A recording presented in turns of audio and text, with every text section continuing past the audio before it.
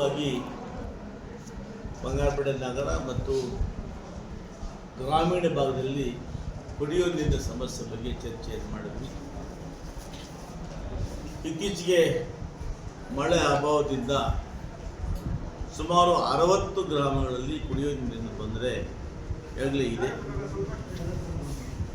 ಆ ತೊಂದರೆಯನ್ನು ನೀಗಿಸಲು ಇವತ್ತು ನಾವು ಪರ್ಯಾಯವಾಗಿ ಗ್ರಾಮದಲ್ಲಿ ಲಭ್ಯವಿರತಕ್ಕಂಥ ರೈತರ ಬೋರ್ವೆಲ್ಗಳನ್ನು ಬಾಡಿಗೆ ಆಧಾರದ ಮೇಲೆ ಪಡೆದು ಆ ಮೂಲಕ ತುರ್ತಾಗಿ ಕುಡಿಯುವ ನೀರಿನ ವ್ಯವಸ್ಥೆಯನ್ನು ಮಾಡಲಿಕ್ಕೆ ಇವತ್ತು ಕ್ರಮ ತಗೊಂಡಿದ್ದೀವಿ. ಮತ್ತು ಎಲ್ಲೆಲ್ಲಿ ಅಗತ್ಯತೆ ಇದೆಯೋ ಅಲ್ಲೆಲ್ಲ ಕಡೆ ಕೂಡ ಬೋರ್ವೆಲ್ಲನ್ನು ಕೊರೆದು ಆ ಮುಖಾಂತರ ಸಮಗ್ರವಾಗಿ ಕುಡಿಯುವ ನೀರು ಕೊಡಬೇಕು ಅಂತ ಹೇಳಿ ಇವತ್ತು ತೀರ್ಮಾನವನ್ನು ತಗೊಂಡು, ಎರಡನೇದಾಗಿ ಈಗಾಗಲೇ ಹೊಸದಾಗಿ ಸುಮಾರು 80 ಕಡೆ RO ಫಿಲ್ಟರ್ಗಳನ್ನು ಹಾಕ್ತಾ ಇತ್ತು. ಎಲ್ಲೆಲ್ಲಿ ಹಳೆ ಫಿಲ್ಟರ್ ರಿಪೇರಿ ಬಂದಿತ್ತು ಅವೆಲ್ಲವನ್ನು ಕೂಡ ಮಾಡಬೇಕು ಅಂತೇಳಿ ಕಳೆದ ಒಂದು ಸಭೆ ತಗೊಂಡು ಕುಡಿಯುವ ನೀರು ಕೊಡಬೇಕು ಅಂತ ಕೂಡ ಇವತ್ತು ಸಭೆ ತೀರ್ಮಾನ ತಗೊಂಡಿದ್ದೀವಿ. ನಗರ ವ್ಯಾಪ್ತಿಯಲ್ಲಿ ಈಗಾಗಲೇ ಸುಮಾರು 52 ಕೊಳವೆ ಬಾವಿಗಳಲ್ಲಿ ನೀರಿನ ಮಟ್ಟ ಬತ್ತಿ ಹೋಗಿದೆ. ಕೆರೆಗಳಿಂದ ಕೂಡ ಬರ್ತಕ್ಕಂಥ ನೀರು ಕಡಿಮೆ ಆಗಿದೆ.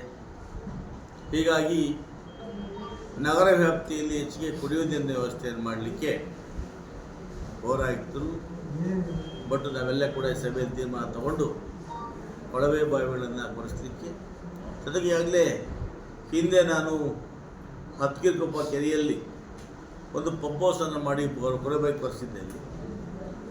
ಸಾಧ್ಯವಾದರೆ ಹತ್ಗಿರಿಕೊಪ್ಪದಲ್ಲಿರ್ತಕ್ಕಂಥ ಮತ್ತೆ ಪಂಪ್ ಹೌಸ್ಗೆ ಅದು ರಿನೋವೇಷನ್ ಮಾಡಿ ಅಲ್ಲಿಂದ ಮತ್ತೆ ಸಂಪಿಗೆ ನೀರು ತಗೊಳ್ಳೋದಕ್ಕೆ ಕೂಡ ಕ್ರಮ ತಗೋಬೇಕು ಅಂತೇಳಿ ಇವತ್ತು ತೀರ್ಮಾನವನ್ನು ಮಾಡಿ,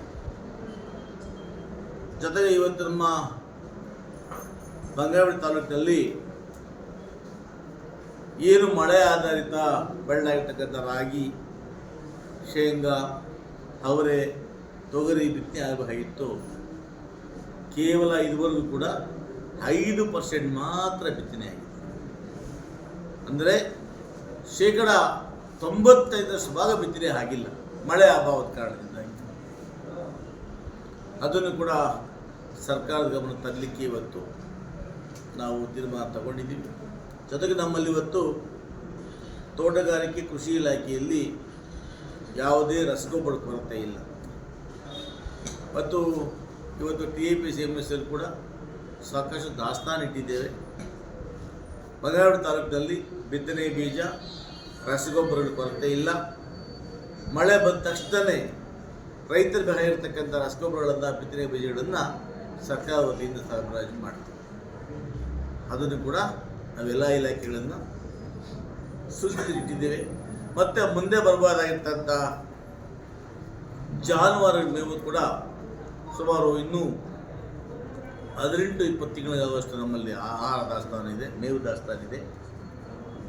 ಅಗತ್ಯ ಬಿದ್ದರೆ ಮೇವಿನ ಬ್ಯಾಂಕ್ಗಳನ್ನು ಕೂಡ ಮಾಡಿ ಆ ಮೂಲಕ ಜಾನುವಾರುಗಳಿಗೆ ಮೇವು ಸರಬರಾಜು ಮಾಡಲು ಕೂಡ ನಾವು ಸನ್ನದ್ಧರಾಗಿದ್ದೇವೆ. ನಮ್ಮ ತಾಲೂಕು ಆಡಳಿತ ನಾವು ತಯಾರಾಗಿದ್ದೇವೆ.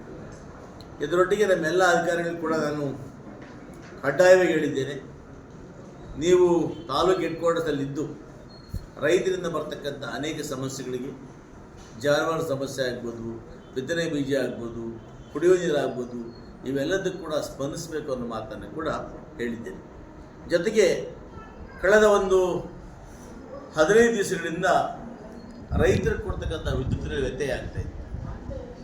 ಈ ಬಗ್ಗೆ ನಾನಿವತ್ತು ನಮ್ಮ ರೈತ ಮುಖಂಡರು ಕೂಡ ಧರಣಿ ಮಾಡೋದ್ರ ಮುಖಾಂತರ ಆ ಸಮಸ್ಯೆಗಳನ್ನು ಗಮನಕ್ಕೆ ತಂದರು. ನಾನಿವತ್ತು ತಕ್ಷಣ ಇಲ್ಲಿ ಬೆಸ್ಕಾಂ, KPTCL ಎಲ್ಲ ಇಂಜಿನಿಯರ್ಗಳನ್ನು ಕರೆಸಿ ಮತ್ತು ದೂರವಾಣಿ ಮುಖಾಂತರ ಚೀಫ್ ಇಂಜಿನಿಯರು ಮಾತಾಡಿದ್ದೇನೆ.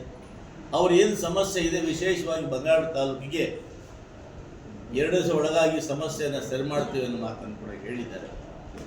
ಬಹುಶಃ ನಾವು ರೈತರ ಪರವಾಗಿದ್ದೇವೆ. ನಮ್ಮ ಸರ್ಕಾರದ ಏನು ಪ್ರಣಾಳಿಕೆಯಲ್ಲಿ ಮಾತು ಕೊಟ್ಟಿದ್ವೋ ಆ ಮಾತನ್ನು ನಡೆಸ್ಕೊಳ್ಳಲಿಕ್ಕೆ ನಾವೆಲ್ಲ ಕೂಡ ಸರ್ಕಾರ ಮತ್ತು ನಾವು ಬದ್ಧರಾಗಿದ್ದೇವೆ. ಕೆಲವು ದಿನಗಳಿಂದ ವಿದ್ಯುತ್ ವ್ಯತ್ಯಯ ಆದ್ದರಿಂದ ರೈತರಿಗಾಗಿರ್ತಕ್ಕಂಥ ಸ್ವಲ್ಪ ಅನಾನುಕೂಲಕ್ಕೆ ನಾವು ಕೂಡ ವಿಷಾದ ವ್ಯಕ್ತಪಡಿಸ್ತೀವಿ. ಸದಾಕಾಲ ನಿಮ್ಮೊಟ್ಟಿಗೆ ಇರ್ತೇವೆ. ರೈತರಿಗೆ ಯಾವುದೇ ಕಾರಣಕ್ಕೂ ಕೂಡ ನಿಮ್ಮ ಬೆಳೆಗಳಿಗೆ ತೊಂದರೆ ಆಗದ ರೀತಿಯಲ್ಲಿ ವಿದ್ಯುತ್ತನ್ನು ಸರಬರಾಜು ಮಾಡ್ತೇವೆ ಅನ್ನೋ ಮಾತನ್ನು ಕೂಡ ಹೇಳ್ತಾ, ನಾವು ಅಧಿಕಾರಿಗಳು ಕೂಡ ಉತ್ತಮವಾಗಿರ್ತಕ್ಕಂಥ ವಿದ್ಯುತ್ ಕೊಡಲಿಕ್ಕೆ ಈಗಾಗಲೇ ಎಲ್ಲ ಟ್ರಾನ್ಸ್ಫಾರ್ಮರ್ ಬದಲಾವಣೆ ಆಗ್ಬೋದು, ಲೈನ್ ಇವೆಲ್ಲವೂ ಕೂಡ ಬದಲಾವಣೆ ಮಾಡಿ, ಹೀಗಾಗಿ ನಾವು ರೈತರ ಪರವಾಗಿ ಕೂಡ ಇದ್ದೇವೆ ಅನ್ನೋ ಮಾತನ್ನು ಹೇಳ್ತಾ, ಒಟ್ಟಾರೆಯಾಗಿ ಈ ಸಭೆಯಲ್ಲಿ ಮುಂಬರ್ತಕ್ಕಂಥ ಏನು ನಮಗೆ ಬರಗಾಲ ಬಂದರೆ ಯಾವ ರೀತಿ ಅದನ್ನು ಎದುರಿಸಬೇಕು ಅಂತೇಳಿ ಚರ್ಚೆ ಮಾಡಿದ್ದೇವೆ. ನಾನು ನಮ್ಮ ಅಧಿಕಾರಿಗಳ ಒಗ್ಗಟ್ಟಾಗಿದ್ದು ತಾಲೂಕಿನ ರೈತರಿಗೆ ಎಲ್ಲ ಸೌಲಭ್ಯಗಳನ್ನು ಒದಗಿಸಿಕೊಡ್ತೇನೆ.